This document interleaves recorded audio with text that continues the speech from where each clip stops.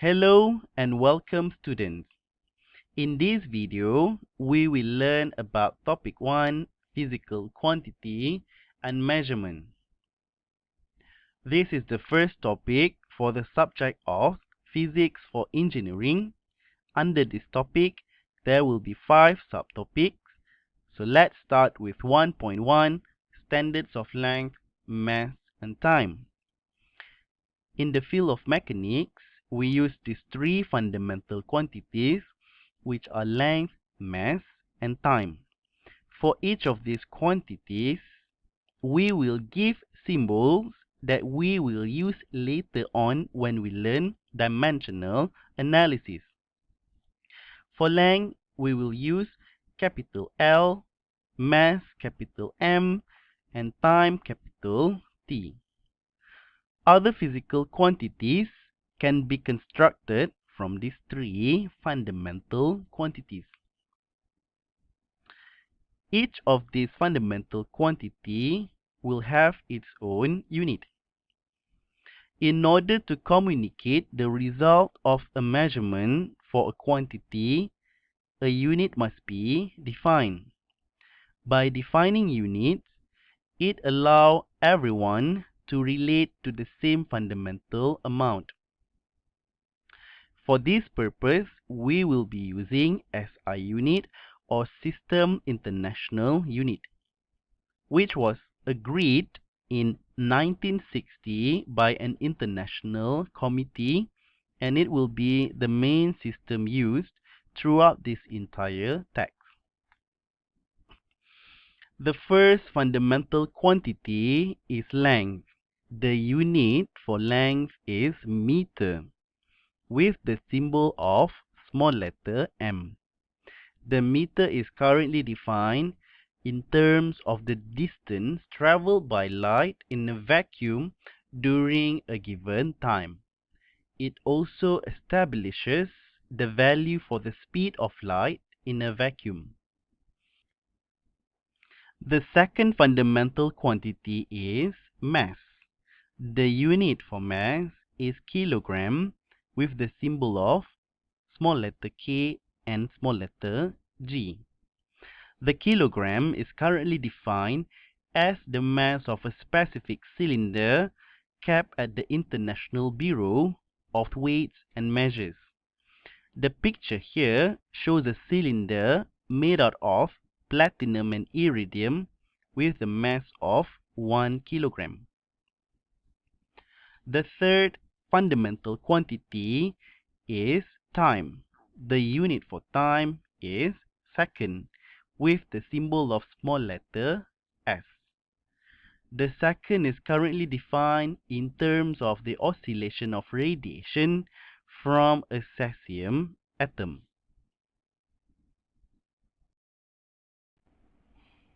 In certain cases, you may come across a very large or a very small number. You can write down the number using these prefixes. Each of these prefixes corresponds to the power of 10. Each prefix has a specific name and a specific abbreviation. For example, when you are dealing with a very small length, for example, in this case it is in micrometer, the number will be around 1 times 10 to the power of negative 6. So you can either write down in the scientific notation 1 times 10 to the power of negative 6, or you can just write down 1 micrometer with this symbol of the Greek letter mu.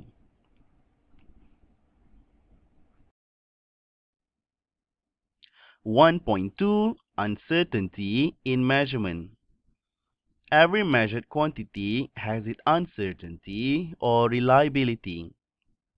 When mathematical operations, for example multiplication and addition, are performed on these quantities, we should not expect that the resulting quantity becomes more reliable than quantities used in the calculation.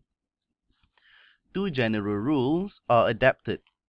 The first rule is when quantities are multiplied or divided, the number of significant figures in the final answer is the same as the smallest number of significant figures of the quantities used in the multiplication or division. The second rule, when quantities are added or subtracted, the number of decimal places in the final answer is the same as the smallest number of decimal places of the quantities used in the addition or subtraction. Let's take a look at this tutorial question in order to learn on how to calculate uncertainty in measurement. For reference, I will put these two rules under this question. The radius of a solid sphere is measured to be 6.5 plus minus 0.20 cm and its mass is measured to be 1.85 plus minus 0.02 kilogram. Determine the density of the sphere in kilograms per cubic meter and the uncertainty in the density. The question requires us to calculate the density and the unit must be in kilograms per cubic meter and also to find the uncertainty in the density. If we take a look at the radius given, the unit is in cm and for the mass it is in kilogram. So firstly, we're going to write down the equation to calculate density. Rho is equal to the mass over the volume. Because the provided information is the radius, so we will change the volume into 4 over 3 pi r cubed, which is the equation to calculate the volume of a sphere.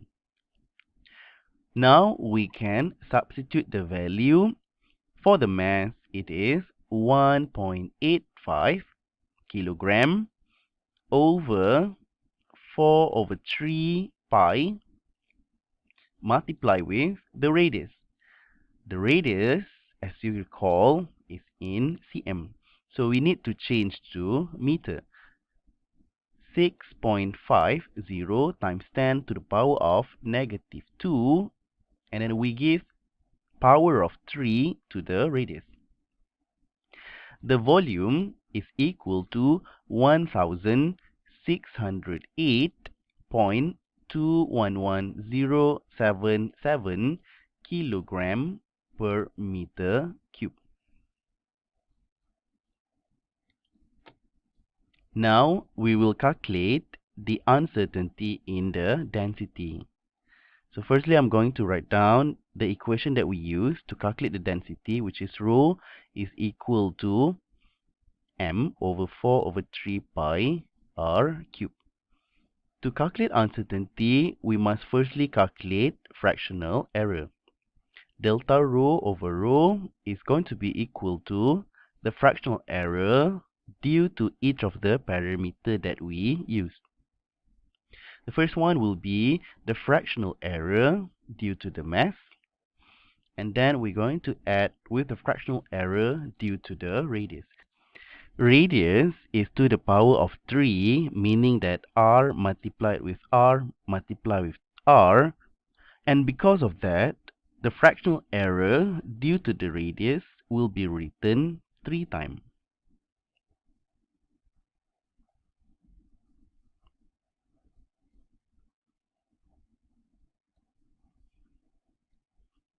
We can simplify this by multiplying delta r over r by 3.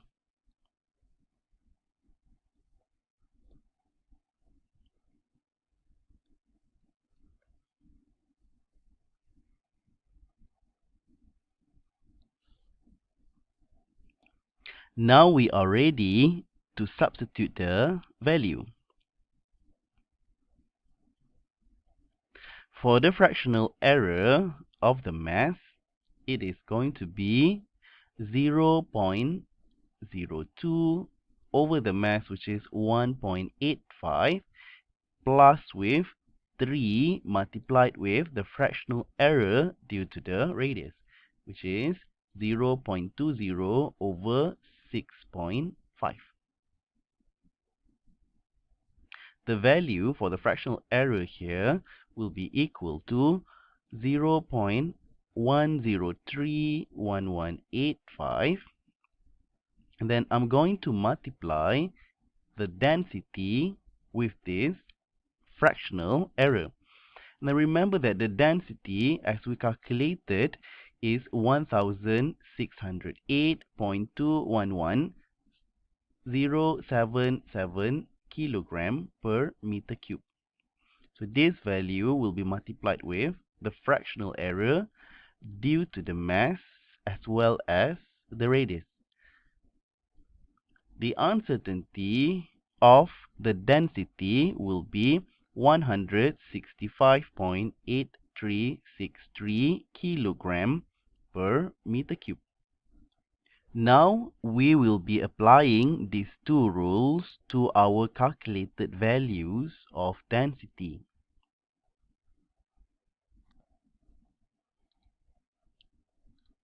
Let's take a look at the calculated value of density. Because the operations are multiplication as well as division here, the number of significant figures in the final answer is the same as the smallest number of significant figures of the quantities used in the multiplication or division. For the mass here, the number of significant figures are 3. 3 significant figures. For the radius, it will also be 3 significant figures. With that, our final answer for density must also be in 3 significant figures.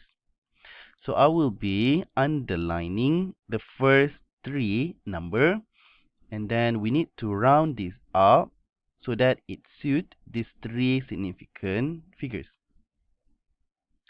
The value for the density can be written as 1.61 by rounding 8 here times 10 to the power of 3 kilogram per meter cube. For the uncertainty, as you can see here, these are addition of fractional error, so we will be looking at the second rule. When quantities are added or subtracted, the number of decimal places in the final answer is the same as the smallest number of decimal places of the quantities used in the addition or subtraction. The decimal places for the mass is 2 decimal places. And for the radians, it is also 2 decimal places. With that being said, our final answer must also be in 2 decimal places.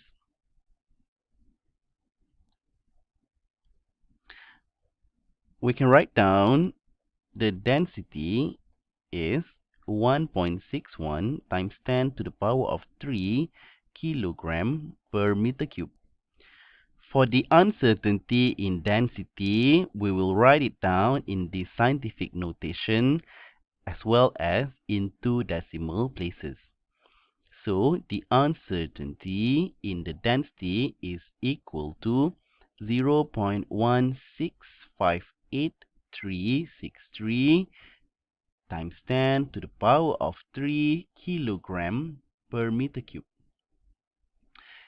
For the 2 decimal places of uncertainty in the density, it will be equal to 0.17 times 10 to the power of 3 kilogram per meter cube. Now we can write down the density along with its uncertainty together.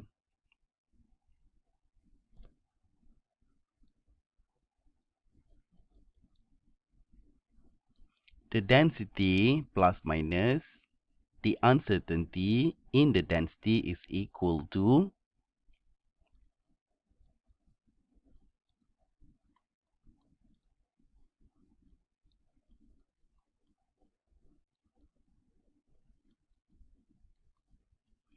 1.61 plus minus 0.17 times 10 to the power of 3 kilogram per meter cube. So this is our final answer. 1.3 Conversion of units. When units are not consistent, you may need to convert to appropriate ones. Units can be treated like algebraic quantities that can cancel each other.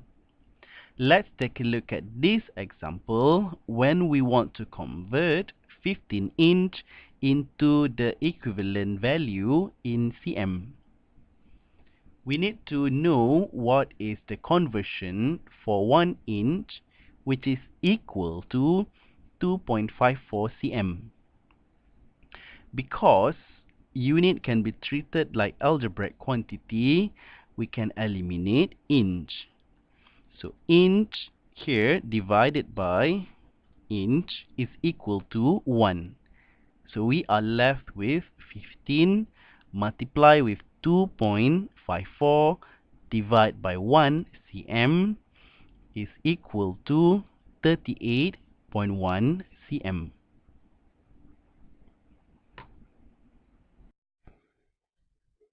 Let's learn on how to convert unit by solving this tutorial question.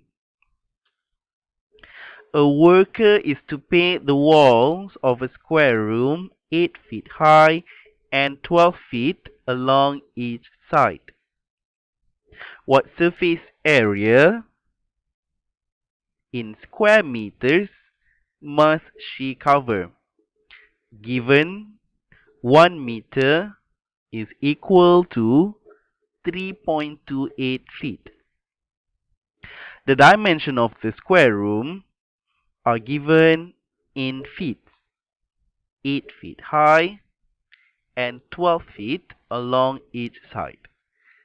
We must convert this dimension into the appropriate unit. To do that, firstly we will just write down 8 feet and then we're going to multiply with the conversion given. We're going to put 1 meter as the numerator and the denominator is 3.28 feet. We can list all of the numbers together.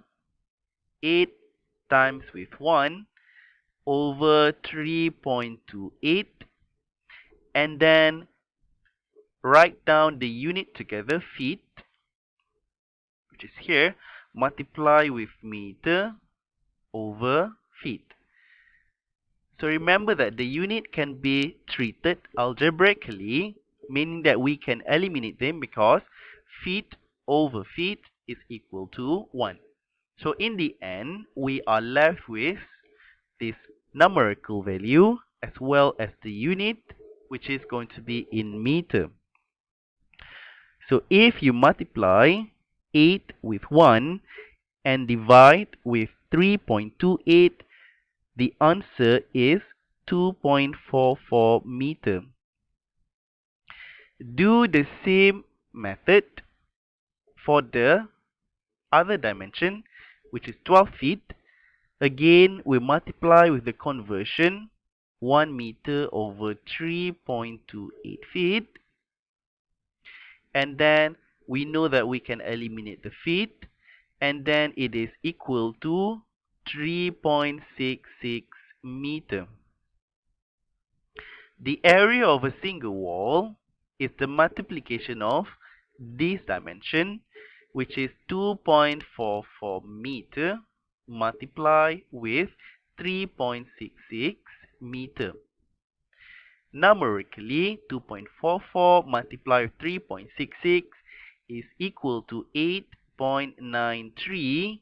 And remember, we can treat the unit algebraically. So m multiplied with m, it is equal to meter square. And remember, this is the area of a single wall. If you read the question properly, you will understand that the painter here must paint the wall of the entire square room, meaning that in total there will be 4 walls.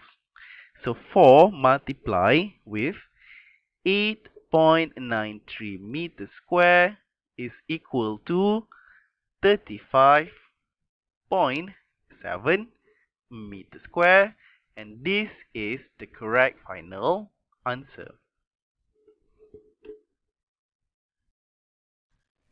We're going to take a look at another example on how to convert unit. So this is another tutorial question. An ore loader moves 1,200 tons per hour from a mine to the surface. Convert this rate to pound per second using 1 ton is equal to 2,000 pounds. So for those of you who doesn't know what is an ore loader is, it is actually a large structure used for loading ore onto ships. And in this case, the ore loader moves 1,200 tons per hour from a mine to the surface. To convert this to pound per second, we're going to firstly write down 1,200, and then I'm going to write down tons per hour in this fraction form, and then we're going to apply chain multiplication.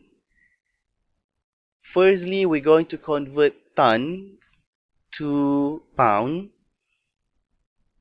and then in this case the conversion is given 1 ton is equal to 2,000 pounds.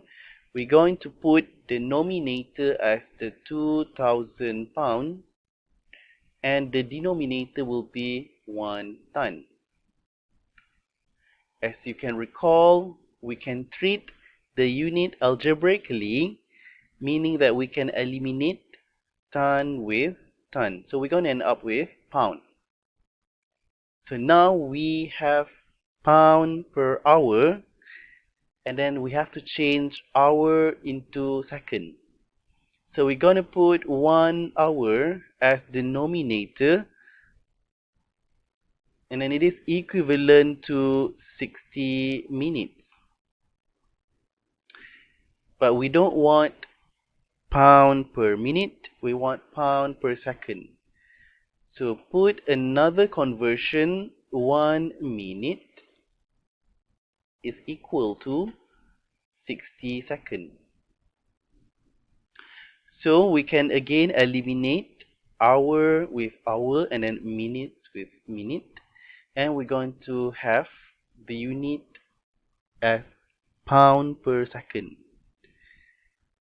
We can put in the numerical values 1,200 times with 2,000 times with 1 and then times with 1 over 1 here, multiply with 60 and then multiply with 60, and then the unit is just pound per second. And then if you solve this using your calculator, the answer is going to be 667 pound per second. So this is the correct final answer.